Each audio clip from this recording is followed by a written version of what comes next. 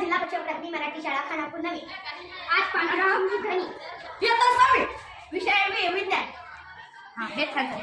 ध्वनी म्हणजे काय? काही ध्वनी खूप मोठे असल्याने ते सहज ऐकू येतात, तर काही ध्वनी खूप लहान असल्याने ते लक्ष दिल्याशिवाय ऐकू येत नाही। काही ध्वनी आपल्याला आवडतात तर काही ध्वनीचा आपल्याला त्रास होतो। आवाजाला शास्त्रीय भाषेत ध्वनी म्हणतात। ध्वनी निर्माण करणाऱ्या वस्तू। ध्वनी निर्माण करणाऱ्या वस्तूचे म्हणजे स्पीकरचा पडदा, रबर बँड, तबल्याचा पडदा यांची ठराविक पद्धतीने हालचाल होत असते, म्हणजे त्या वस्तूमध्ये एक प्रकारची गती असते, जलद गतीने आंदोलन होत असते, म्हणजे वस्तूचे कंपन होत असते। ध्वनी निर्माण होण्यासाठी कशाची आवश्यकता असते? ध्वनी निर्माण होण्यासाठी एखाद्या वस्तूचे कंपन होणे गरजेचे असते। वस्तूचे कंपन होत असते तोपर्यंत आपल्याला ध्वनीही ऐकू येतो। कंपन थांबले की ध्वनीही बंद होतो। ज्या वस्तूमुळे ध्वनी निर्माण होतो तिला ध्वनी स्रोत असे म्हणतात। ध्वनी नाद, आवाजाची निर्मिती, प्रसारण आणि त्यांचे परिणाम याबद्दलचे विज्ञान म्हणजे ध्वनिशास्त्र। ध्वनीची तीव्रता डेसिबल डीबी मध्ये मोजतात। आपल्या घशातील स्वरयंत्रातील धनुतंतूंच्या कापडामुळे ध्वनी निर्माण होतो। ध्वनी कसा ऐकू येतो? ध्वनी स्रोताभोवती हवा असते। ध्वनी स्रोताचे कंपन होऊ लागले की त्यानंतर हवेची थर ही कंप पावतो। ध्वनी स्रोतापासून सर्व दिशांनी ध्वनीच्या कंपनाचे लाट पसरत जाते। या लाटेलाच ध्वनी लहर म्हणतात।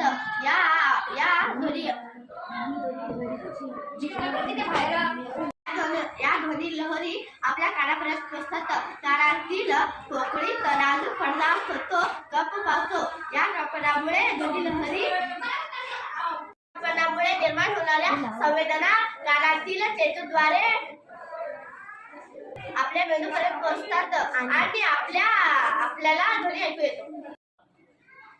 दोन फुगे घ्या, एकामध्ये हवा भरा व दुसऱ्यात पाणी भरा। चित्रात दाखवल्याप्रमाणे हवा भरलेला फुगा कानावर दाबून फुग्यावर बोटाने घासा आणि आवाज ऐका। झालं का आवाज? हो सर।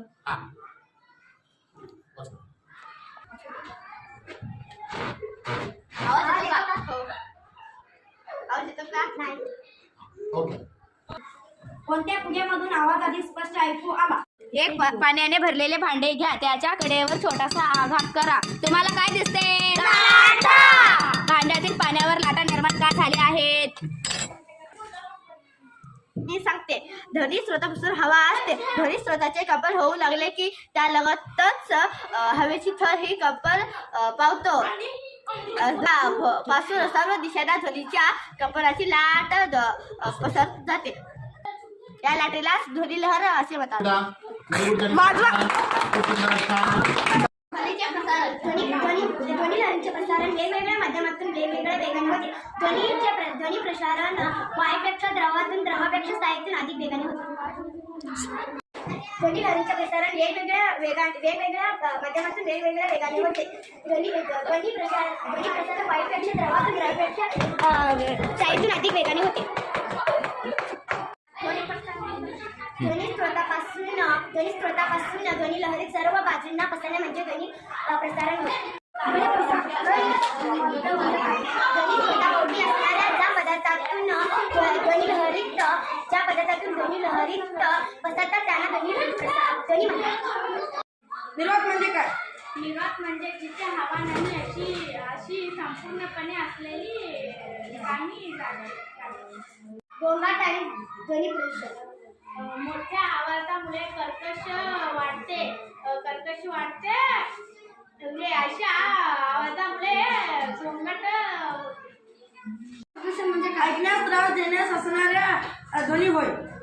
काही आवाजाला आपल्याला आनंद वाटतोय, काही आवाजांना दुसऱ्यांना त्रास होतो। ध्वनी प्रदूषणावर उपाय। गाडीचे हॉर्न शक्यतो वर वाजू नये। घरातील टीव्ही, रेडिओचे आवाज आपल्या पुरत्याच मार्गदर्शित ठेवावे। ट्रॉफिक व जमिनीमध्ये असणाऱ्या गंडूचा आवाज ओळखतात व हे भविष्य मिळवतात। त्याचे कारण म्हणजे त्याचे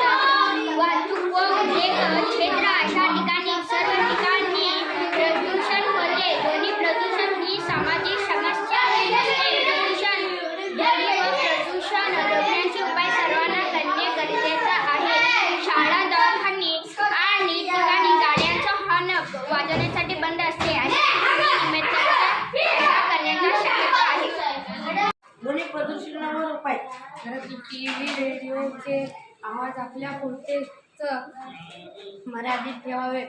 वाहनांचे अनावश्यक आवाज कमी करण्यासाठी त्यांची नियमित देखभाल करावी.